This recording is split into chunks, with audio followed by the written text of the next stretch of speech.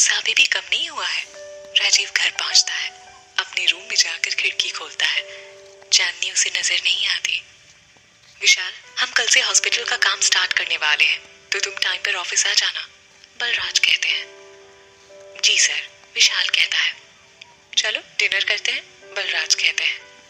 चलिए सर। विशाल, समीर और पिंकी कहाँ है? माँ दोनों को बुला रही है, देव कहते हैं। अभी यही तो थे, मैं देख कर आता हूँ, विशाल कहता है। समीर और पिंकी लॉन में एक झूले पर बैठे हैं। कुछ दिनों में हमारी शादी की रस्में शुरू हो जाएंगी, पिंकी कहती है। समीर झूले से उठते हुए।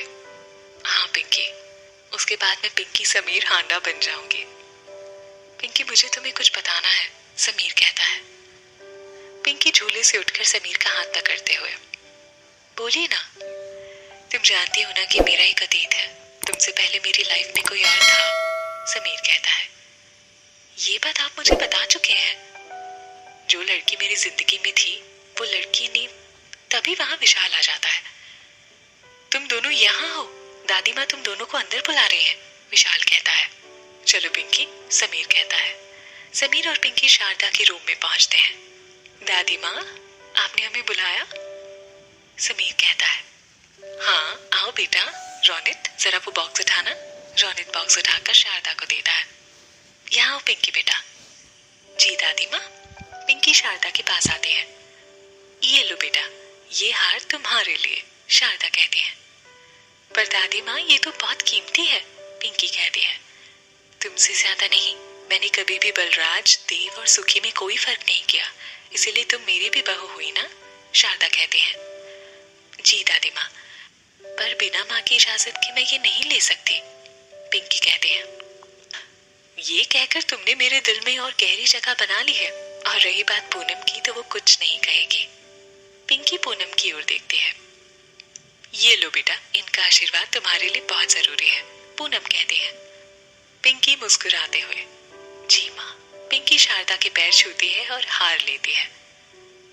खुश रहो। चांदनी कहाँ है, शारदा पूछती है। दादी माँ, उसकी तबीयत ठीक नहीं है तो वो घर चली गई, पिंकी कहती है। चांदनी चली गई, रोनित पूछता है। जी, और अब हमें भी चलना चाहिए, बहुत लेट हो गया है, पिंकी कहती है। ठीक है रोनित, शारदा कहती है। जी दादी माँ, मैं इन्हें छोड़कर आता हूँ, पिंकी पूनम के पैर छूते हुए। गुड नाइट माँ। गुड नाइट दादी माँ। गुड नाइट बेटा, पूनम और शारदा कहती है। माँ, मैं भी रोनित के साथ पिंकी और विशाल को छोड़कर आता हूँ, समीर कहता है। ठीक है, जाओ, पूनम कहती है। चांदनी अपने बेड पर करवटें बदल रही है, उसे नींद नहीं आ रही। चांदनी उठकर बैठते हुए। क्या मैं सच में राजीव से प्यार? नहीं चांदनी, आज के बाद राजीव से दूर रहना, समझी तू? चांदनी को पिंकी की बात याद आती है।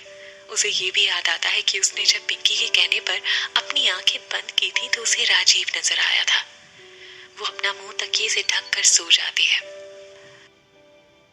सुबह हो चुकी है। सावित्री अपने घर के मंदिर में आरती कर रही है। रमेश, मनोरमा, विशाल और पिंकी सब लोग आरती में खड़े हैं। आरती पूरी होते ही सावित्री सबको आरती और प्रसाद देती है। मैं ये सोच रही थी कि क्यों ना शादी की रस्में शुरू होने से पहले हम आज हमारे घर में माता का जगराता रखें, ताकि हमारी पिंकी की शादी में कोई भी विघ्न न आए, सावित्री कहती है। मनोरमा खुशी से। माँ, ये तो आपने मेरे मन की कह दी। जब से सगाई हुई है तब से ही मैं ये सोच रही थी, आज ही हम माता जी का दरबार लगाएंगे। तो ठीक है, आप लोग तैयारियां शुरू कर दीजिए, मैं पंडित जी को फोन करता हूँ, रमेश कहते हैं। ठीक है, और सुन, भजन मंडली को भी बुलवा लेना, सावित्री कहती है। दादी, वो सब मैं देख लूंगा, विशाल कहता है। ये राजीव कहीं नजर नहीं आ रहा, सावित्री पूछती है। मैं देखता हूँ। विशाल राजीव के रूम में जाता है। मनोरमा जगराते की तैयारियों के लिए सुमन को बुला लेती है। मनोरमा। माँ, मैं सोच रही थी कि अगर हम जगराते में पिंकी के ससुराल वालों को भी बुलाएं तो, मनोरमा कहती है। सोच तो मैं भी यही रही हूँ, पर वो इतने बड़े लोग हैं, अगर आने से मना कर दिया तो, सावित्री कहती है। नहीं दादी, वो मना नहीं करेंगे, पिंकी कहती है। सावित्री मुस्कुराते हुए। ठीक है, विशाल से कहो कि उन्हें भी बुलाएं, पिंकी खुशी से। थैंक यू दादी, मैं जरा मंदिर हो आती हूँ और पंडित जी से भी वहीं बात कर लूंगी, सावित्री कहती है। जी माँ। विशाल राजीव के रूम में जाता है। दादी तेरे बारे में पूछ रही है, विशाल कहता है। राजीव शूज पहनते हुए। मैं बस नीचे ही आ रहा था। तेरी आज कोई इंपॉर्टेंट मीटिंग तो नहीं है, विशाल पूछता है। नहीं, क्यों? दादी ने आज घर में माता का जगराता रखा है, तो टाइम पर घर आ जाना, विशाल कहता है। ठीक है। विशाल की नजर राजीव के हाथ पर पड़ती है। ये तेरे हाथ में क्या हुआ? कुछ नहीं, बस थोड़ी सी चोट लग गई है, मैंने बैंडेज कर ली है, ठीक हो जाएगी, राजीव कहता है।